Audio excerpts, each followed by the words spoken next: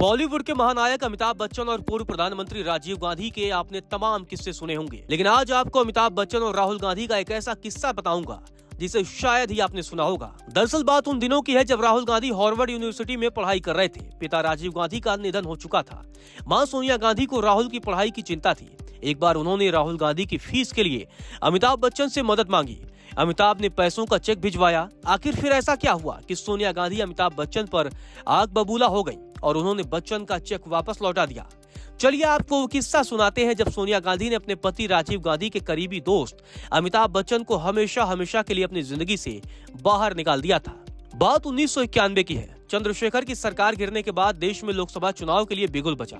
इसी बीच 21 मई 1991 को चेन्नई के करीब 40 किलोमीटर दूर श्री पेरुम्बदूर में राजीव गांधी चुनावी सभा को संबोधित करने पहुंचे, लेकिन एक बम विस्फोट में उनकी जान चली गई। महज 7 साल के भीतर गांधी परिवार ने अपने 2 स्तंभ इंदिरा और राजीव को खो दिया। इस घटना से सोनिया गांधी काफी डर गई। ये वो वक्त था जब राहुल गांधी हार्वर्ड यूनिवर्सिटी में पढ़ाई कर रहे थे। सोनिया गांधी को राहुल की पढ़ाई की चिंता थी। इस बारे में पूर्व सांसद और वरिष्ठ पत्रकार रहे संतोष भारती अपनी किताब में लिखते हैं, एक दिन सोनिया गांधी ने अमिताभ बच्चन से कहा कि उन्हें राहुल की फीस की बहुत चिंता है, क्या वे सिर्फ फीस का इंतजाम कर सकते हैं। इस पर अमिताभ बच्चन ने जवाब दिया, पैसे तो ललित सूरी और सतीश शर्मा ने गड़बड़ कर दिए हैं, कुछ है ही नहीं, लेकिन मैं कुछ करूंगा। सोनिया गांधी को भरोसा देने के बाद अमिताभ बच्चन चले गए। इसके 2 दिन बाद बच्चन ने $1000 का चेक सोनिया गांधी के पास भिजवाया, लेकिन सोनिया गांधी ने अमिताभ का वो चेक वापस लौटा दिया। बताया जाता है कि इस घटना से सोनिया गांधी अमिताभ बच्चन पर भड़क गई। इस घटना को अपना अपमान मानते हुए सोनिया गांधी ने अमिताभ बच्चन को हमेशा हमेशा के लिए अपनी जिंदगी से बाहर निकाल दिया। इसके बाद सोनिया गांधी ने कभी भी अमिताभ बच्चन से मिलना भी स्वीकार नहीं किया।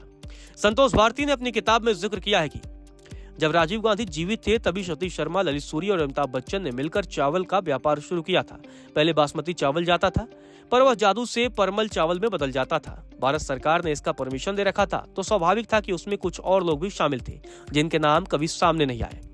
संतोष भारती का इशारा राजीव गांधी की तरफ था। दावा है कि सोनिया गांधी को चावल के इस कारोबार के बारे में जानकारी थी।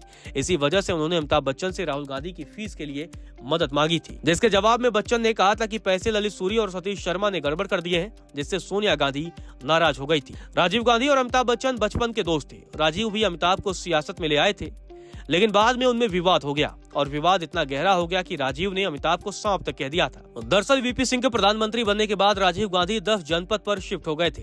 एक दिन अमिताभ बच्चन राजीव गांधी से मिलने पहुंचे। 10 मिनट बाद जब अमिताभ चले गए तो राजीव ने कहा, ही इज स्नेक, यानी वह एक सांप है।